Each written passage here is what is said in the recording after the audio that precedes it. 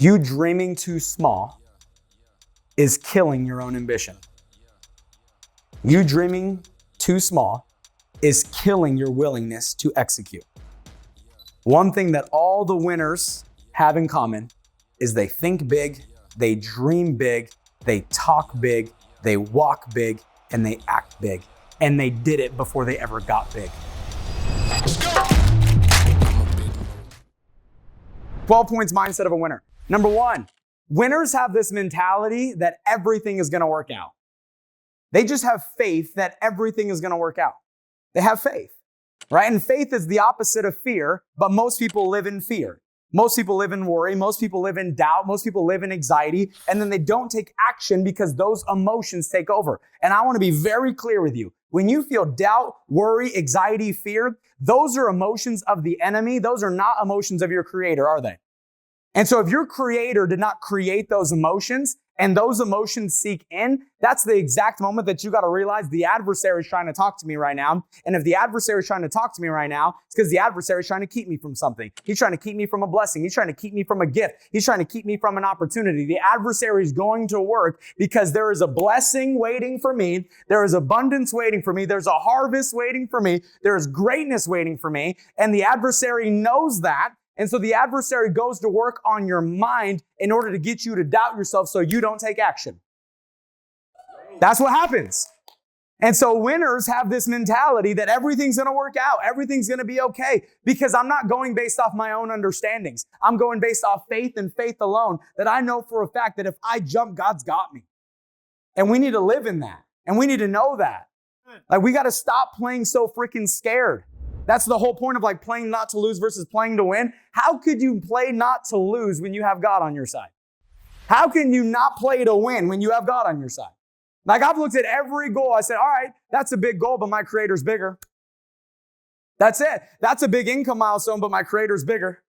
That's an awesome promotion, and I don't know how I'm going to do it, but my creator does.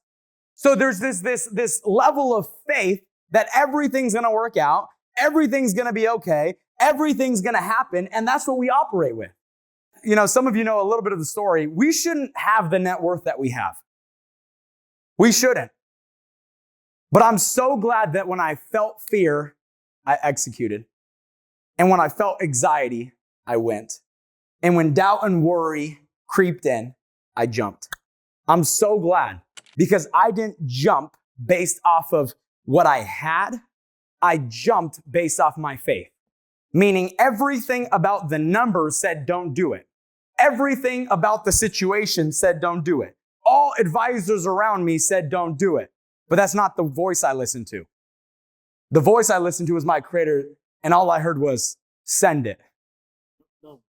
And that's why we have the net worth that we have. That's why we have the team that we have. Because there was all this fear, worry, doubt, and anxiety around me. And as I felt those emotions brewing, I knew that there was something waiting for me. And I said, I'm jumping anyways.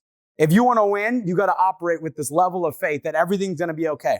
Everything's going to work out. People say, Matt, that's very easy. It's easier said than done. I agree. I 100% agree. You know, when I look at life, one of the things that I've realized, anybody ever realize like you can't get out of this life alive? Anybody figured that out yet? Okay. I'm a believer. And so because I'm a believer, I know where I'm going if I don't make it out alive. That's it. And so when I look at opportunity, I say, okay, if I go after this, best case scenario, I get everything that I've ever wanted out of life. Worst case scenario, I end up in heaven with my dad, my hero. Talk about a win-win scenario. A lot of us, we operate like it's either win or lose. Well, the worst case scenario of life is death. And in my perspective, in my beliefs, death leads to eternal life in heaven. And so I have zero fear when it comes to anything because I'm like, shoot, if we send it and everything works out, we get everything we've ever wanted, dreams, goals, the lifestyle, everything we've ever wanted. Worst case scenario, I'm kicking it with my dad in heaven, talking about what I did wrong. I'm just kidding. All right. But you guys get my point here, right? Like there's got to be this level of abundance and this level of faith if we're going to work out. So that's point number one. Point number two, high and positive energy. You ever notice that all the people that are making the most money have the best energy? Okay, and I'm introverted, like extremely introverted. I'm the guy that like hides. And those of you who know me on that level, you know that. I get extroverted for this business because I know it's needed. That's also why I love building this business with people that I love, because then I don't have to try. You know what I mean? Like that's why I love being in business with you guys, because I'm not even being introverted and or extroverted. It's just an easy relationship. And when the relationship comes easy, now all of a sudden my introvertedness kind of goes away, if that makes sense. And that took time, right? And we wanted to build these things with people where it was simple to build with versus like friction all the time or walking on eggshells. We got rid of that very early, okay? But one thing that you see amongst all of the most successful people is positive energy. Like when they walk into the room, they bring energy. When they walk into the room, they say, hey, if the energy's light, I'm going to set the tone. That's all it takes is one person to create a movement. One person that says, you know what? I'm not going to be like everyone else. I'm not going to be average and ordinary. If everyone else is going to be dull, I'm going to be freaking sharp. I'm going to bring it. That's how leaders think. Leaders aren't looking at everyone around them. Leaders are the thermostat, not a thermometer. In the first half of today, I want to be very clear that all of you were thermometers. You were just taking the temperature of the room and you were adjusting your energy based off everyone around you. The leader's the thermostat.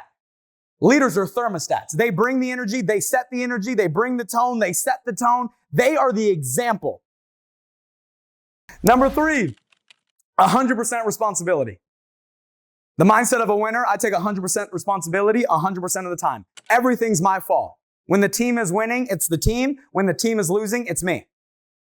That's how a leader thinks. When the team is winning, it's because of my team. But when the team is losing, it's because of me. I take 100% responsibility.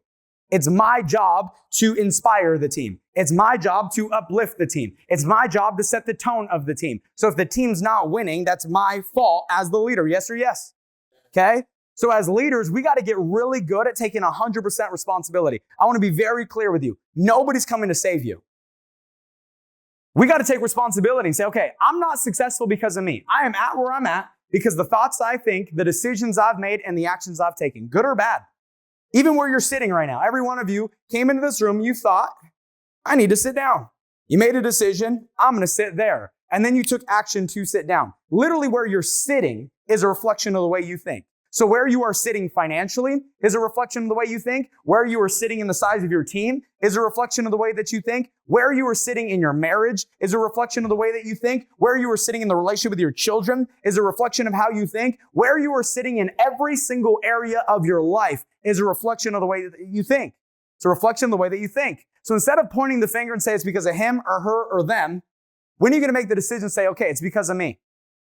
That's it. Like this is what I realized as a man in my marriage. If I do everything that I need to do, there's nothing to argue about. That's what I've realized. If I take care of everything financially, we won't argue about finances. If I show up as a husband, you won't talk about how I'm not there for you. If I'm an incredible dad, you're not going to talk about how I'm not showing up for my children. Like, that's it.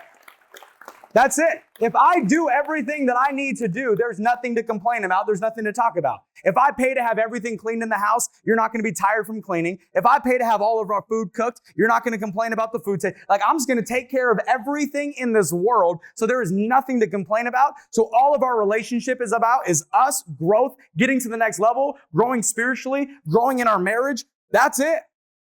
That's what I've realized. Mindset of a winner is I got to take 100% responsibility for everything that we do, no matter what. Number 4, I'm the cap. Not the grade cap, but I'm the cap. Meaning the size of my team is a direct reflection of my ability to lead it. So that means that if I have a small team, it's because I'm a small leader. And that's a hard pill to swallow, but it is the reality. You will never have a team bigger than what your capacity permits. So if we are the cap of our organization, we need to realize that if we want our organization to grow, then we must what? We must grow. We need to expand our leadership capacity. We need to improve. We need to get better. Okay? We are the cap in the way that we show up. We are the cap on energy. This is why so people are like, Matt, why do you bring so much energy? How do you get all the other energy? I was like, I have no other option to, because I'm the cap of energy. So if I bring low energy, our organization will bring even lower energy. You see how that works? That's why we come up and I'm like, I told her, I was like, we're going to turn the music up like everything. Why? Because it's the cap. Does this make sense? Okay. You are the cap of your organization. Your team will never grow if you don't grow. You have to improve. And I think a lot of us in this room, and I mean this kindly, but I think a lot of us in this room, we consider ourselves the leader, but then we look behind you and nobody's following. And so you think you're a leader, but there's nothing showing that. And that doesn't mean you're a bad person. It just means there's a cap on your leadership that if we don't break through that barrier and go become a better leader and improve in our leadership abilities, our team is either going to sustain or it's going to go backwards. The only way to grow the size of your team is to grow as a leader, That's the only way. How many people are following? How many people are inspired by you? How many people want to show up differently because of your example? I posted this on social media and it was actually very controversial, apparently. I didn't think it was very controversial, right? But it was my job as a leader is to make everyone around me uncomfortable. Not through calling people out, not through like that. No, that's not what I mean. Meaning my standards are so high, you feel uncomfortable around me with low standards. Meaning my energy is so high that you feel uncomfortable around me when your energy is low. Meaning my standards are so high in every area of my life that you feel uncomfortable being in my presence because you don't live up to those same standards. That's it. Number 5, how you do one thing is how you do everything. How you do one thing is how you do everything. Some of you were late today. Some of you were late yesterday. And it tells me a lot. And I don't think less of you, and I just want you to know that. But it explains to me why you're not at the next level.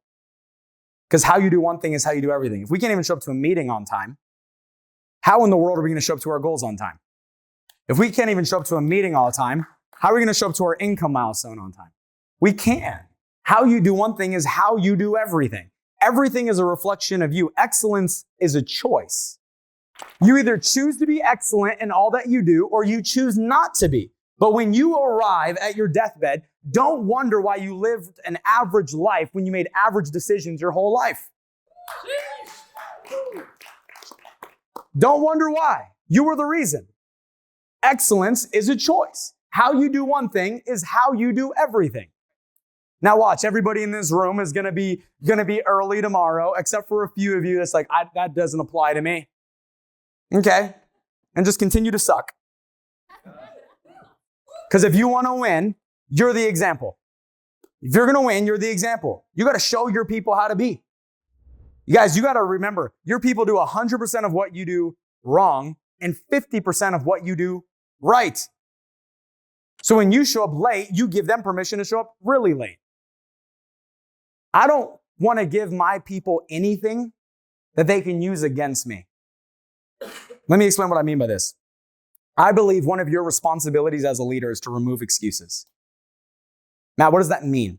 That means that if I play hurt, when you come to me hurt, I have empathy, but I don't have sympathy.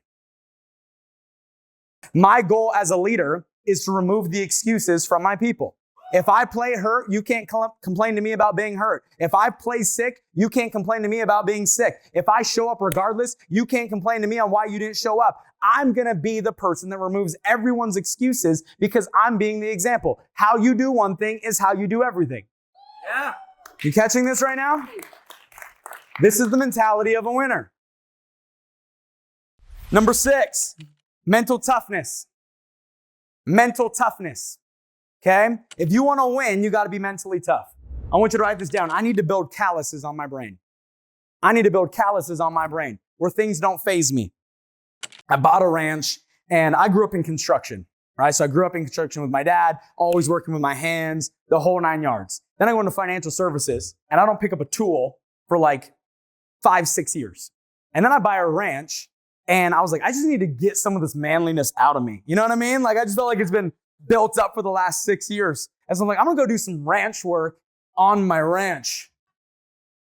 Manly. All my Idaho fellows over here are like, dude, are you kidding me right now? Leave me alone, Mitch, okay? Let me tell my story, right? Let me tell my story, okay? Let me tell it, okay? So I go out there. I don't got calluses on my hands like I used to. I got some soft hands. Some hands that have been lotioned up every morning when I got out of the shower. You know what I mean? and I'm out there with wood tools. I'm like, I ripped my skin like 14 minutes in. I'm like, well, how the heck? I was like, are you kidding me right now? You know why? Because the calluses weren't built up. My hands were weak. Some of us, we get our mind ripped on a weekly basis because we haven't built calluses on it just yet. That's what happens. If you want to win, you got to be mentally tough.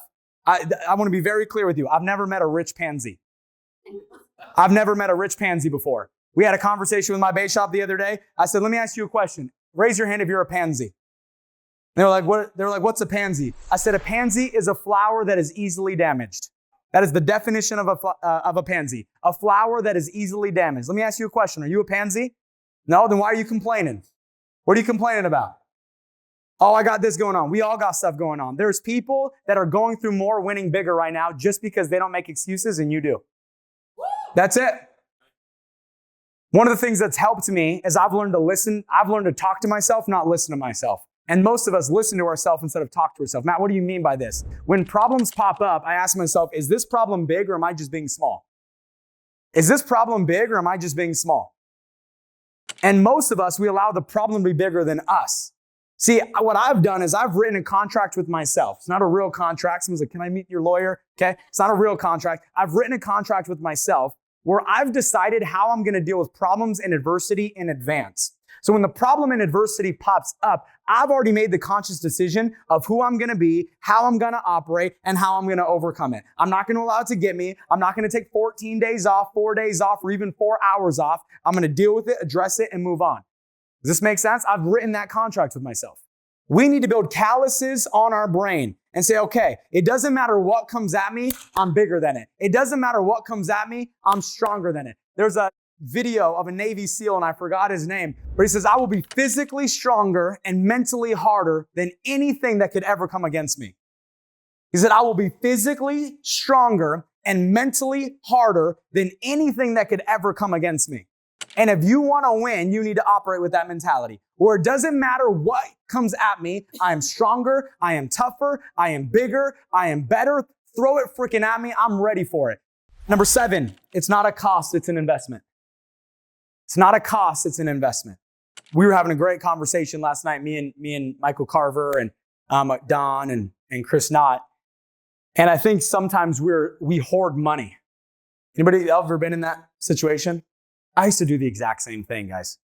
When you come from no money and you finally get money, you just want to hold on to it and you're afraid to release it. But they call it currency for a reason. It's supposed to flow. They call it currency for a reason. It's supposed to flow. And I think we hold on to it and then we wonder why we can't make more of it.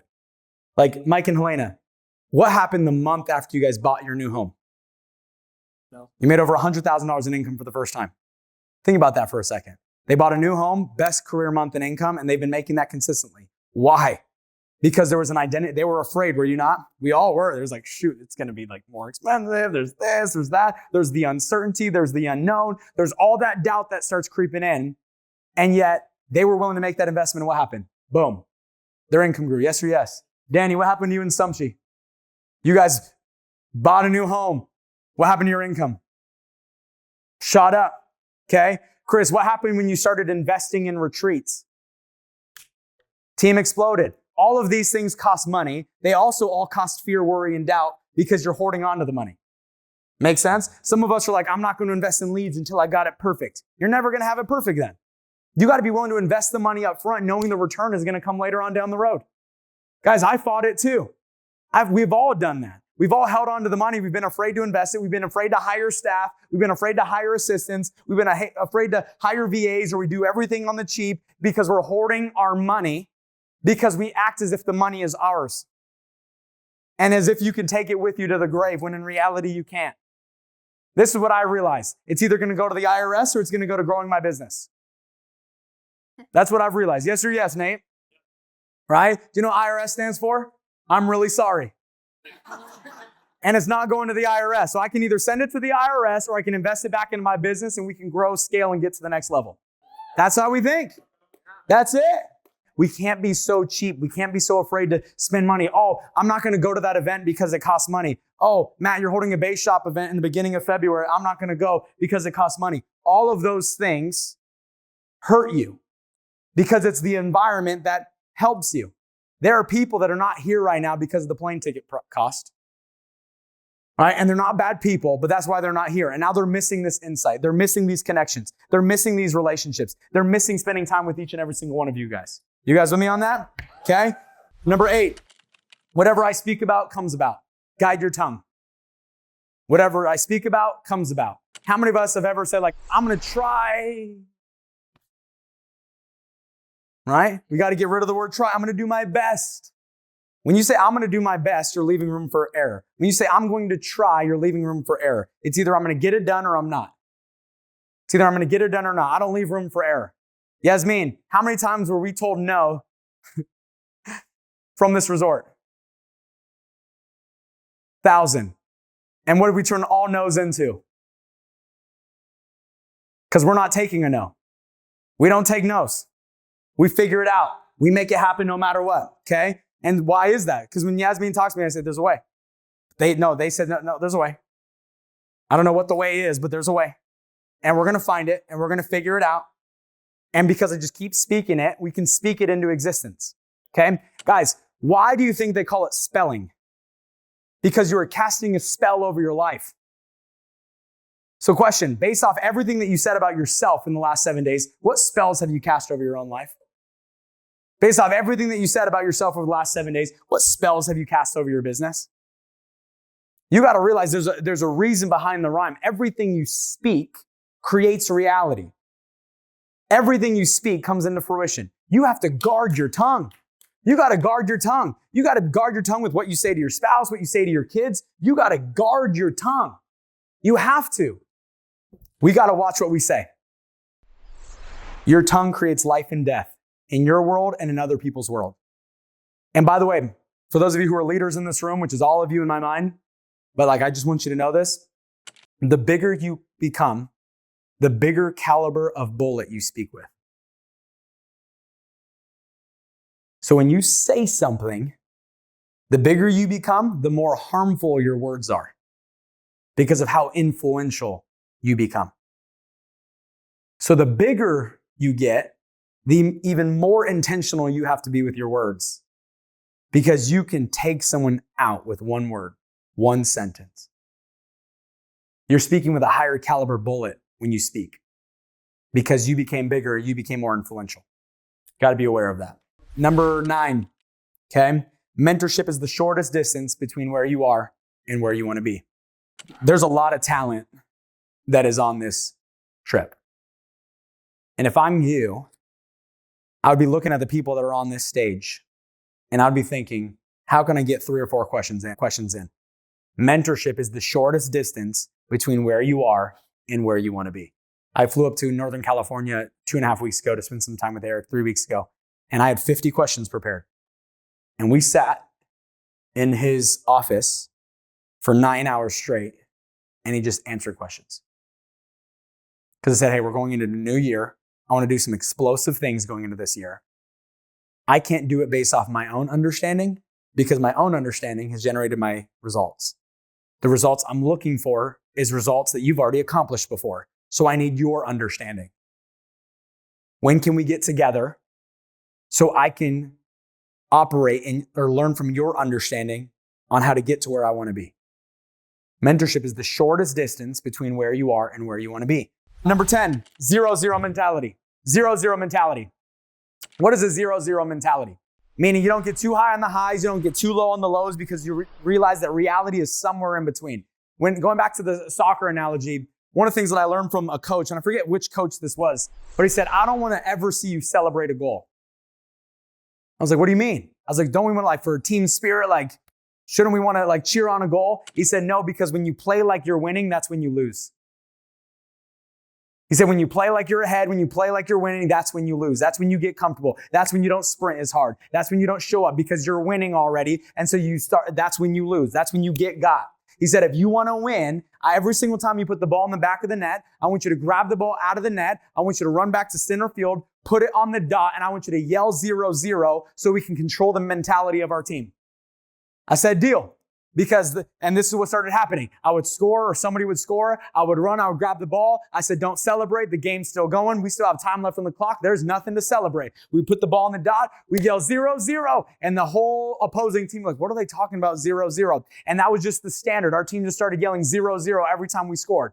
And so what happened is even when we went up 3, 4, 5, 6 goals, we played like the game just started, like the whistle just blew, like we just got started. That's how we played all 90 minutes plus extra time. But this is what it also started doing. It started helping us on the negative side because we didn't always just score. Sometimes we got what? Scored on.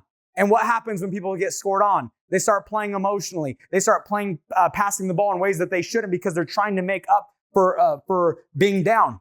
And then guess what happens? Bad passes, bad decision, emotional playing, and they end up losing because they're not playing wise and strategically. They're playing not to lose. If you want to win in business, you got to have a 0-0 mentality. See, all of a sudden it's the 15th of the month. You've submitted more sales, more production, more cash flow. And you're like, wow, I got a lot in the pipe this month. You stop showing up to the office at the same time. You start showing up a little bit later. You start missing calls. You start not taking certain recruiting interviews. No, I'll match that one up. Why? Because you're good. Your pockets feel full. The pipeline is full. Your recruiting numbers are up. And you don't operate with a 0-0 mentality. All of a sudden you get some leaders on your team. They're pretty legit. They're just the best of the worst.